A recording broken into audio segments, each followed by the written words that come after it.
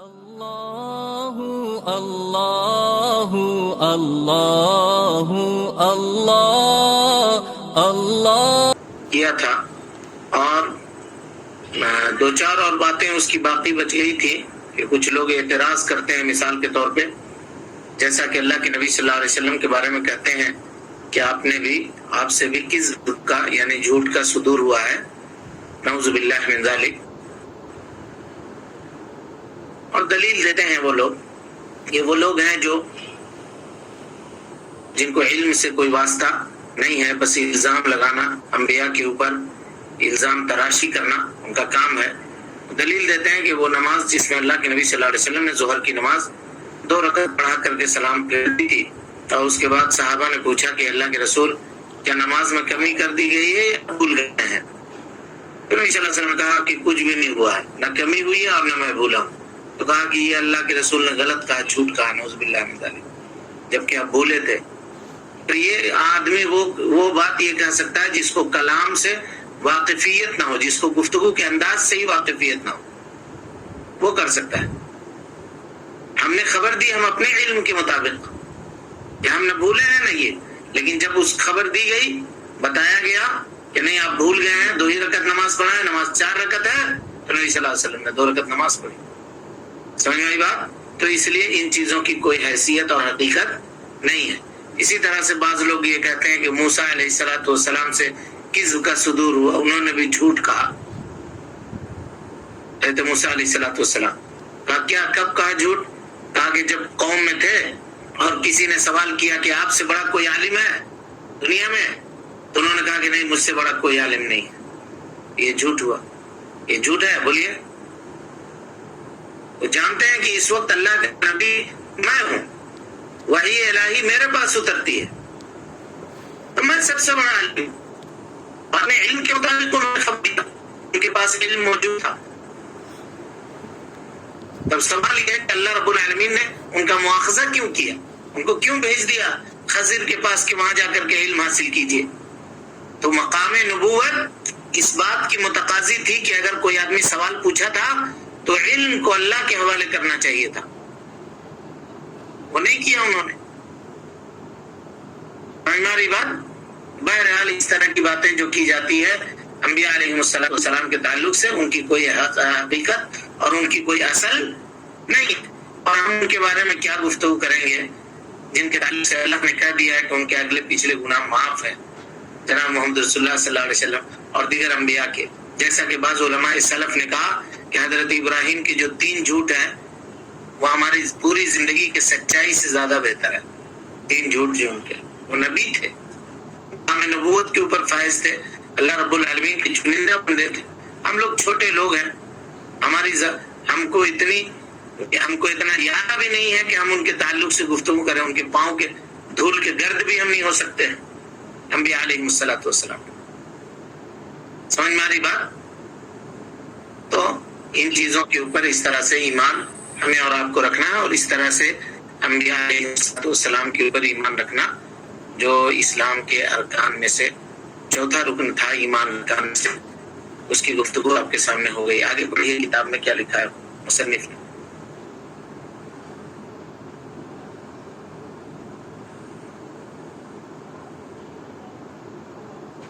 کوئی پڑھے؟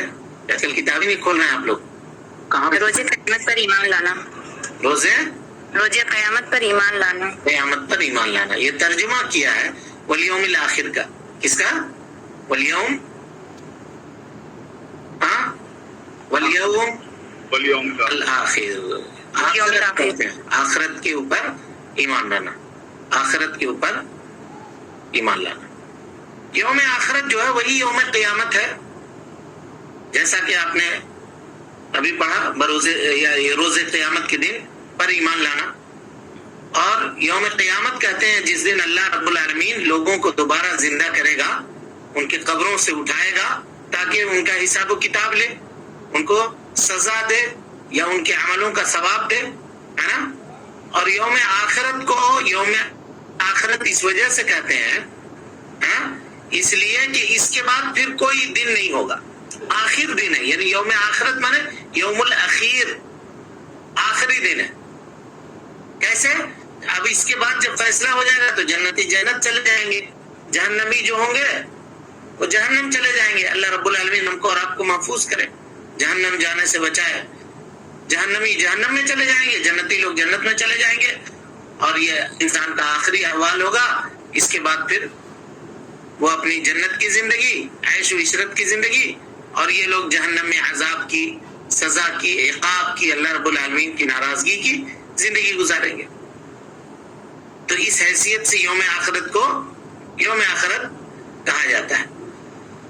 انسان کے حالات جو ہے دنیا کی زندگی میں، جیسا کہ علماء کرام نے بیان کیا کہ اس کے چند احوال ہیں، حالات انسان کے۔ ایک حالت انسان کی یہ ہے کہ اس کا کوئی وجود نہیں ہوتا ہے اس دنیا کے اندر، کوئی وجود، ہمارا آپ کا سب کا جو ابھی موجود ہے۔ ایک زمانہ ایسا تھا کہ وجود نہیں تھا ہمارا اور آپ کا۔ اللہ نے فرمایا هل اتى على الانسان حين من الدهر لم يكن شيئا مذكورا، کیا انسان کے اوپر ایسا وقت نہیں آیا ہے کہ وہ کوئی تذکرہ کیے جانے والا چیز بھی نہیں تھا، اس کا ذکر بھی نہیں تھا، ہے نا؟ پھر اللہ تعالیٰ نے اس کو تخلیق بخشی، اس دنیا کے اندر وہ آیا اور دنیا میں اپنی زندگی اس نے گزاری۔ یہ اس کی دوسری حالت ہے۔ پہلی حالت ہے کہ وہ کچھ نہیں تھا، دوسری حالت یہ ہوئی کہ دنیا کے اندر آیا اور دنیا میں اس نے اپنی زندگی گزاری۔ پھر تیسری حالت اس کے اوپر طاری ہوگی کہ وہ قبر میں ڈھک دیا جائے گا، منو مٹی کے نیچے دبا دیا جائے گا، ہے نا؟ یہ اس کی تیسری حالت ہوگی۔ اور اس کے بعد چوتھی حالت اس کی یہ ہوگی کہ اللہ رب العالمین اس کو قبر سے بیدار کرے گا، اٹھائے گا، کھڑا کرے گا قبر سے، تاکہ اس کے عملوں کا اس کو بدلہ عطا فرمائے۔ اگر خیر ہے تو خیر، اور اگر شر ہے تو شر۔ اسی دن کو یوم آخرت کہتے ہیں۔ اسی دن کو کیا کہتے ہیں؟ یوم آخرت کہتے ہیں۔ اب لوگوں نے کہا کہ نہیں، یوم آخرت کو یوم آخرت اس لیے کہتے ہیں کہ یہ مؤخر ہے۔ مؤخر میں دنیا سے مؤخر ہے، پہلے دنیا ہے۔ دنیا کو دنیا اس لیے کہتے ہیں قریب ہے۔ دنیا کو دنیا کیوں کہتے ہیں جی؟ اس لیے کہ وہ قریب ہے، جس میں ہم اور آپ جی رہے ہیں۔ اور آخرت کو آخرت اس لیے کہتے ہیں کہ اس لیے کہ وہ مؤخر ہے، دنیا کے بعد وہ زندگی شروع ہونے والی ہے۔ سمجھ میں آ رہی بات؟ جی الحمدللہ۔ ہاں، تو دنیا کے بعد جو زندگی شروع ہونے والی ہے اس کو یوم آخرت کہتے ہیں۔ یوم آخرت کے اوپر ایمان لانے کا مطلب یہ ہے کہ ہم اور آپ پختہ یقین رکھیں اس بات کے اوپر کہ آخرت کے احوال میں سے، یا انسان کے مرنے کے بعد کے احوال میں سے، جو بھی چیزیں اس کے ساتھ پیش آئیں گی جو صحیح دلیلوں کے ساتھ ثابت ہے، ان کے اوپر ہم پورا یقین رکھیں۔ یعنی مرنے کے بعد، انسان کے موت کے بعد کے حالات جو صحیح دلیلوں کے ساتھ ثابت ہے، چاہے وہ قرآن مجید کی دلیل ہو یا نبی صلی اللہ علیہ وسلم کی سنت ہو، اگر وہ ثابت ہے تو اس کے اوپر ہم تصدیق جازم رکھیں، پختہ یقین رکھیں، ایسا یقین کہ اس میں شک کی کوئی گنجائش نہیں ہو۔ اور مرنے کے بعد انسان کے احوال، اس میں کیا کیا ہے؟ قبر میں اس کے حالات، اٹھائے جانے کے بعد، قبر سے اٹھائے جانے کے بعد اس کے حالات، اللہ رب العالمین کے سامنے حساب و کتاب کے حالات، جنت و جہنم کے حالات، ان تمام چیزوں کے اوپر ایمان رکھنے کا کہ مجموعے کا نام یوم آخرت کے اوپر ایمان رکھنا ہے۔ اس سے پتہ یہ چلا کہ یوم آخرت کی ابتدا ہر انسان کے بنسبت اس کی موت سے شروع ہوتی ہے۔ ہر انسان کی بنسبت، یعنی انڈیویجولی طور پہ اگر یوم آخرت آپ کہیں گے تو نبی صلی اللہ علیہ وسلم کی حدیث، آپ صلی اللہ علیہ وسلم نے فرمایا فَكُلُّ مَن مَّاتَ، ہر وہ آدمی جو مر گیا، فقد قامت قیامتہ، اب اس کی قیامت قائم ہو گئی۔ یعنی یہاں سے اب دنیا کے احوال کو چھوڑ کر کے یہ اب پھر برزخی زندگی میں گیا، قبر کی زندگی میں، اب پھر آخرت کے احوال اس کے شروع ہو گئے۔ یوم آخرت کے اوپر ایمان 4 چیزوں کے اوپر مکمل ہوتا ہے۔ یعنی اگر کوئی بندہ یوم آخرت کے اوپر ایمان رکھنا چاہتا ہے یا رکھتا ہے تو ان کو ان 4 چیزوں کے اوپر ایمان رکھنا ضروری ہوگا. سب سے پہلی چیز قبر کے اوپر ایمان رکھنا کہ قبر کے اندر اللہ رب العالمین کا انعام ہوتا ہے مقبورین بندوں کے اوپر، یعنی جو بندے قبر دیے جاتے ہیں، مدفونین جو دفن کیے جاتے ہیں، ان کے اوپر یا تو اللہ کا انعام ہوگا یا اللہ رب العالمین کا عذاب ہوگا. قبر کے جو احوال ہیں صحیح احادیث سے جو ثابت ہیں اس کے اوپر یقین رکھے، تصدیق جازم رکھے، ایمان رکھے. مرنے کے بعد دوبارہ زندہ ہونا، قبر سے اٹھائے جانے کے اوپر ایمان رکھے اور پورا تصدیق جازم اور کامل اور مکمل ایمان رکھے. اسی طریقے سے ایمان رکھے کہ یوم آخرت میں اللہ رب العالمین کے سامنے ہم کو حساب و کتاب کے لیے حاضر ہونا ہوگا. اللہ رب العالمین کے سامنے کھڑے ہو کر کے اپنی کرتوت کا، ایک ایک عمل کا، ایک ایک سیکنڈ کا، زندگی کا حساب پیش کرنا پڑے گا، بتانا پڑے گا اللہ رب العالمین کے سامنے کہ اس کو کہاں کیا، اس وقت کو کہاں گزارا، یا مال ملا تھا تو کہاں سے کمایا، کہاں سے خرچ کیا، جوانی تھی تو کہاں گزارا، صحت کے ایام کہاں گزارے، بیماری کے ایام کہاں گزارے. یہ ساری چیزوں کا حساب اس کو دینا پڑے گا. اور چوتھی چیز جنت اور جہنم کے اوپر ایمان رکھنا پڑے گا.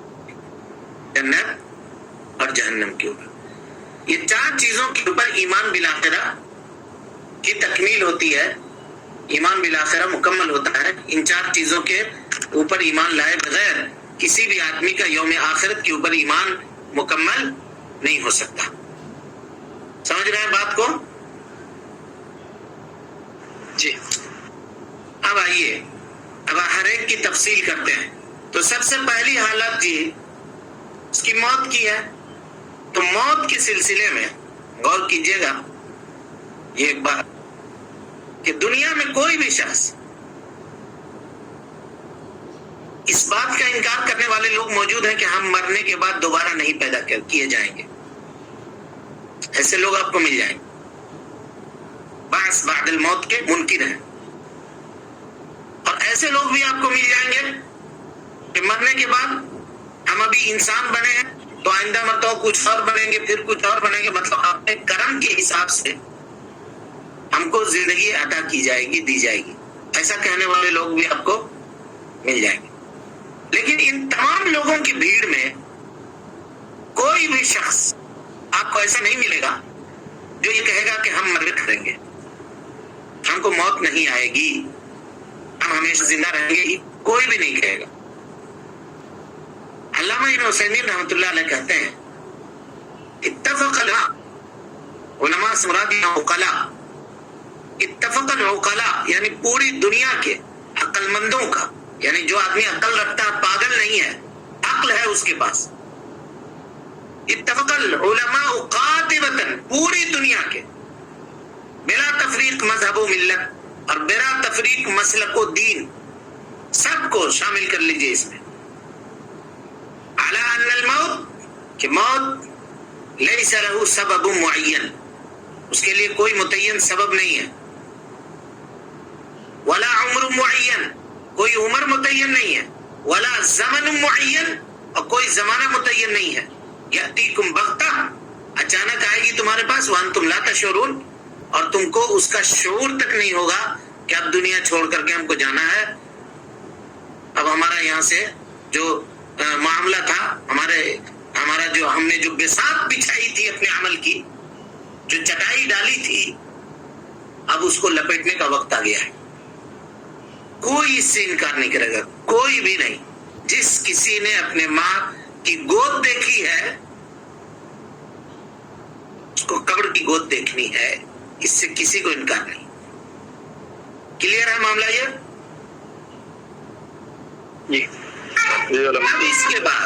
اب اس کے بعد ہوتا کیا ہے، انسان کو لے جا کر کے آدمی دفن کر دیتا ہے قبر کے اندر، یا نہیں تو اور دوسرے جو لوگوں کے طریقے ہیں، اپنا طریقہ سے جو کرنا ہوتا ہے وہ کرتا ہے. جب قبر میں دفن کر دیا جاتا ہے تو یہ قبر آخرت کی منزلوں میں سے اس کی پہلی منزل ہوتی ہے. یہاں سے اب آخرت کی سیڑھیاں شروع ہو گئی. اللہ کے نبی جناب محمد رسول اللہ صلی اللہ علیہ وسلم کی صحیح حدیث موجود ہے جسے امام ترمذی رحمۃ اللہ علیہ نے، امام ابن ماجہ نے روایت کیا ہے، اور علامہ البانی رحمۃ اللہ علیہ حدیث کو صحیح کہتے ہیں کہ ان القبر اول منازل الاخرہ، لوگوں آخرت کی منزلوں میں سے قبر جو ہے یہ سب سے پہلی منزل ہے. فمن نجا منہ، جو نجات پا گیا یہاں قبر میں، تو اس کے بعد جو آنے والا ہے وہ جان لے کے آسان ہوگا، اس سے آسان ہوگا یہاں جو نجات پا گیا. وَإِن لَمْ يَنْجُو مِنْهُ، اور جو اس سے نجات نہ پا سکا، اللہ تعالی ہم کو، آپ کو، ہمارے رشتہ داروں کو، ہمارے اہل و عیال کو اس سے محفوظ رکھے. وَإِن لَمْ يَنْجُو مِنْهُ، اگر اس سے نجات نہیں پایا قبر سے جو پہلی منزل ہے، فما بعدہ اشد من، اس کے بعد جو آنے والا ہے وہ اس سے کہیں زیادہ سخت اور مشکل ہوگا، اس سے کہیں زیادہ سخت اور مشکل ہوگا. سمجھ میں آئی بات؟ تو اس سے یہ پتا چلا کہ آخرت کے منزلوں میں سے سب سے پہلی منزل آدمی کی قبر ہے، جہاں وہ دفن کیا جاتا ہے، جہاں وہ ڈالا جاتا ہے. تو ہم کو ایمان رکھنا ہے ان تمام چیزوں کے اوپر جو دلائل کے ذریعے سے قبر کے حالات یا احوال یا انسان کے قبر کی زندگی کے تعلق سے ثابت ہے. قبر کی زندگی کا مطلب یہ قبر میں زندہ رہا، یعنی قبر میں اس کے حالات ہیں تو وہاں جانے کے بعد، ہے نا. اور اس بات کے اوپر بھی یقین رکھنا ہے کہ قبر میں وہ فتنوں سے دوچار ہوتا ہے. فتنوں سے دوچار ہونے کا مطلب کیا ہے کہ میت سے، مرنے والے سے اللہ رب العالمین کے فرشتے آ کر کے سوال پوچھتے ہیں. جب ہم نے درس شروع کیا تھا تو اس وقت یہ تفصیلی باتیں آپ کے سامنے کی گئی تھی، اور یہ کہا گیا تھا کہ اس کتاب کا بیس جو ہے اصول ثلاثہ جو ہم اور آپ پڑھ رہے ہیں توحید کے اوپر، معرکۃ الآراء کتاب، اس کتاب کو بیس انہی تینوں سوالوں کو رکھ کر کے بنایا گیا ہے. ان تینوں سوالوں کا جواب، یعنی اگر کوئی آدمی سوچ سمجھ کر کے اخلاص، خلوص اور للہیت سے اس کتاب کو پڑھ لے گا تو اللہ رب العالمین کی توفیق سے قبر کے سوالوں کے جواب دینے میں اس کو دشواری نہیں ہوگی. اگر پڑھ کر کے اس کو خالی پڑھ لے تو نہیں، اس کے اوپر عمل کرے، یعنی ایمان ویسا بنائے، تو انشاءاللہ اللہ رب العالمین توحید کے اس علم کی بدولت، اس کے اوپر عمل کرنے کی بدولت قبر کے سوال میں اس کو ثابت قدم رکھے گا. یثبت اللہ الذین آمنوا بالقول الثابت فی الحیات الدنیا وفی الآخرہ. اللہ رب العالمین کہتا ہے کہ اللہ رب العالمین اہل ایمان کو قول ثابت سے مراد لا الہ الا اللہ، لا الہ الا اللہ کے کلمے کے اوپر ثابت قدم رکھتا ہے، دنیا کی زندگی میں اور آخرت میں، مرنے کے بعد بھی. سمجھ میں آ گئی بات؟ تو فتنوں سے دوچار ہوگا انسان قبر میں ڈالے جانے کے بعد. فرشتے آئیں گے اور اس سے سوال پوچھیں گے، وہ تین مشہور سوال: من ربک، تمہارا رب کون ہے، تمہارا دین کیا ہے، اس شخص کے بارے میں کیا کہتے ہو جو تمہارے جانب رسول بنا کر کے، نبی بنا کر کے بھیجے گئے تھے. یہ تین سوال اس سے پوچھا جائے گا. یہ جو فتنہ ہوگا جی قبر کا، یہ جو سوالات ہوں گے، اس میں لوگ دو حصوں میں تقسیم کیے جائیں گے. ایک تو وہ ہوگا جو جس کو اللہ رب العالمین ان سوالوں کے جواب میں ثابت قدم رکھے گا. اللہ تعالیٰ سے دعا کیجئے کہ اللہ تعالیٰ ہم کو، آپ کو اور ہم سب کو، ہم لوگوں کے رشتہ دار، خاندان، ہمارے جو مردہ، جو ہم سے پہلے رخصت ہو گئے ان کو، جو زندہ ہیں ان کو، سب کو اللہ رب العالمین اس میں ثابت قدم رکھے. تو پوچھا جائے گا، لوگ دو قسموں میں تقسیم ہوں گے. پہلی قسم ہوگی جو ثابت قدم ہوں، جواب دے جائیں گے، ہے نا. اسی کو کے بارے میں اللہ رب العالمین نے کہا کہ اللہ تعالی مومنوں کو کلمہ ثابت کے اوپر، یعنی لا الہ الا اللہ کے اوپر ثابت قدم رکھے گا. اور کچھ لوگ ایسے ہوں گے جو اس کا جواب نہیں دے سکیں گے. پوچھے گا فرشتہ، پوچھیں گے اللہ رب العالمین کے فرشتے آ کر کے، تو کہیں گے ہا ہن لا ادری، مجھے نہیں معلوم، مجھے کچھ بھی پتا نہیں ہے. تو یہ جو تفصیل ہے سوال کی، یہ پھر آئے گی، یہ بھی کتاب کے اخیر میں پھر اس کے اوپر بحث ہوگی. اسی لیے اس کو تھوڑا یہاں شارٹ کرتے ہیں اور آگے بڑھتے ہیں. اس طریقے سے جب یہ سوال و جواب ہو جائے گا تو ہم نے بتا دیا آپ کو کہ 2 حصے میں تقسیم ہوں گے لوگ. تو وہ آدمی جو قدم ہوگا ظاہر ہے اسی زندگی، اور وہ آدمی جو سوال کا جواب نہیں دے سکا، امتحان فیل ہو گیا، اس کی زندگی مختلف ہوگی نہیں ہوگی جی؟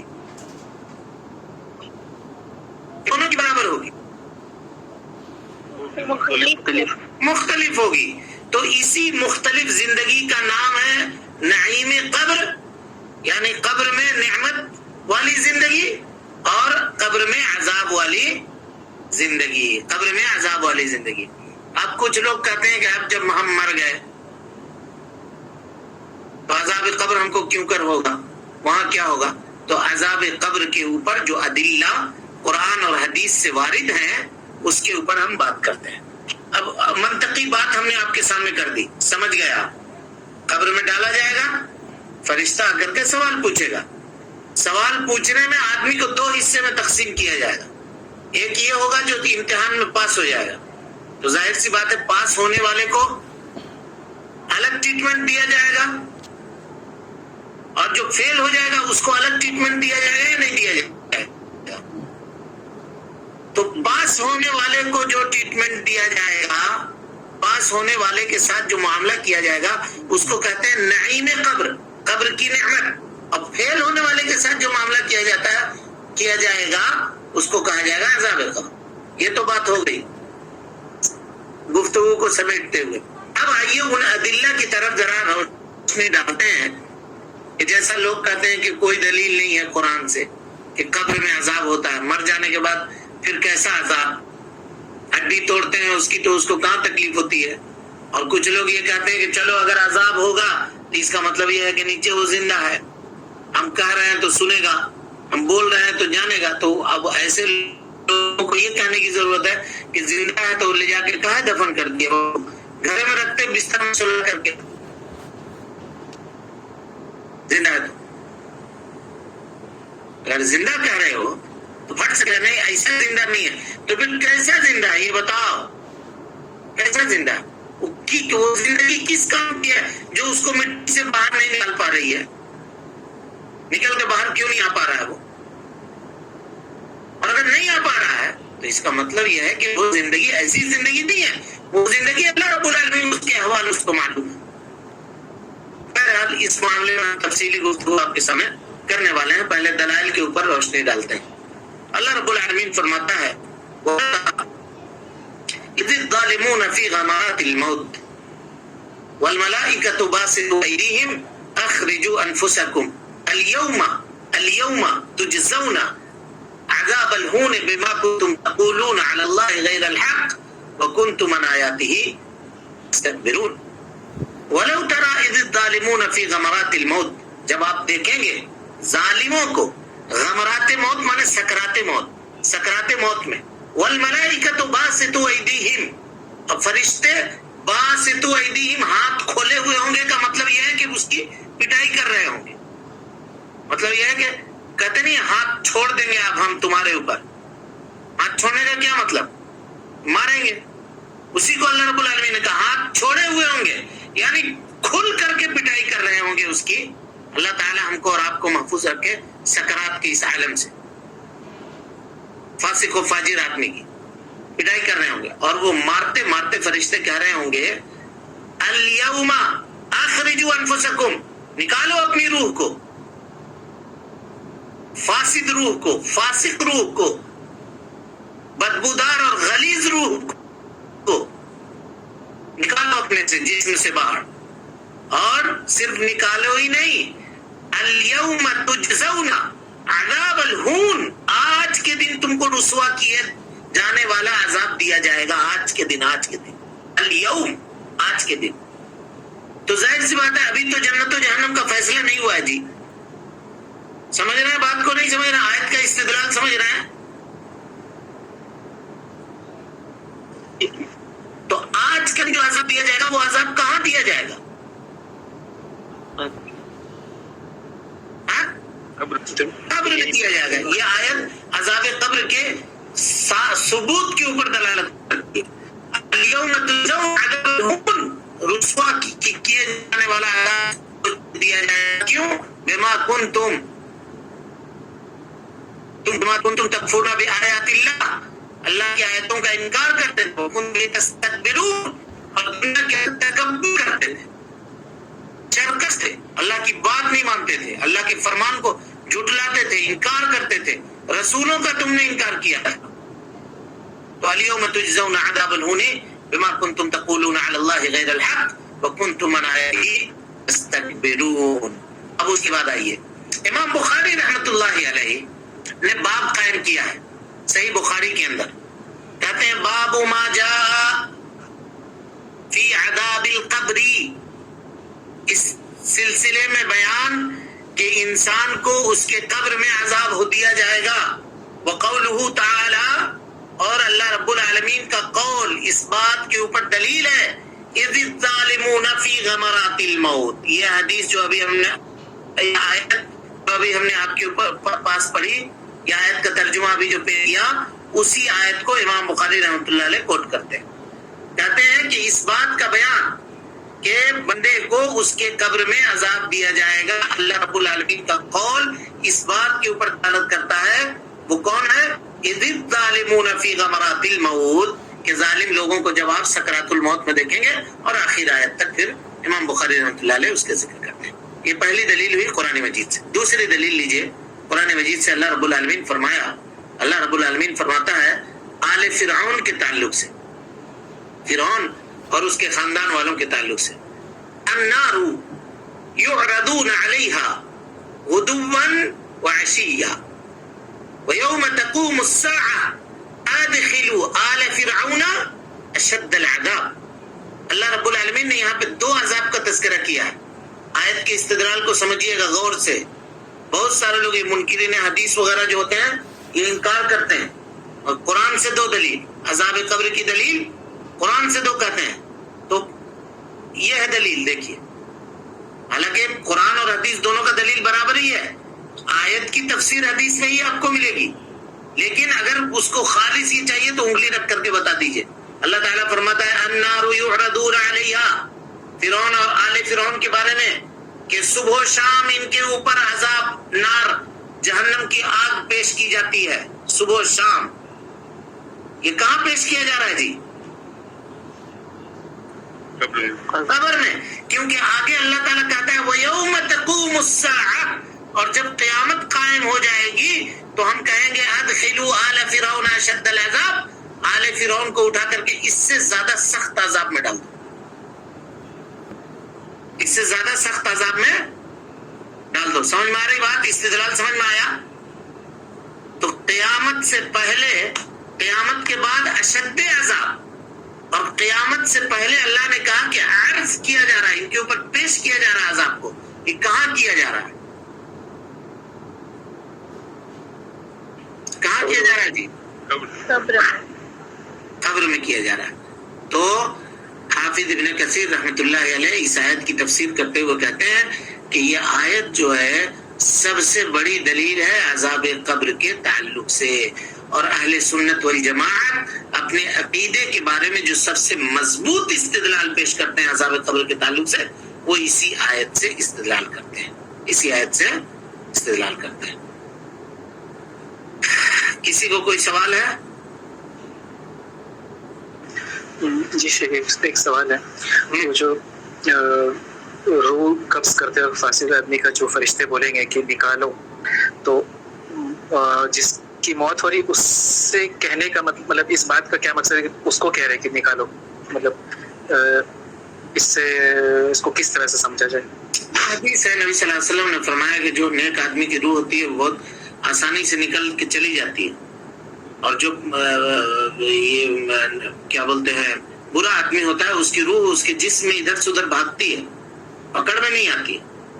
کبھی پیٹھ میں جا کے پھنستی ہے تو فرشتے اس کے پیٹھ میں مارتے ہیں، کبھی پیر میں پھنستی ہے تو فرشتے اس کے پیر میں مارتے ہیں. سمجھ میں آئی بات؟ वलियाज़ु बिल्लाह, जी। और उस तरह से उसको जबरदस्ती करके जहां तहां से पकड़ करके घसीट करके निकाला जाता है। जज़ाक Allahu Allahu Allahu Allah Allah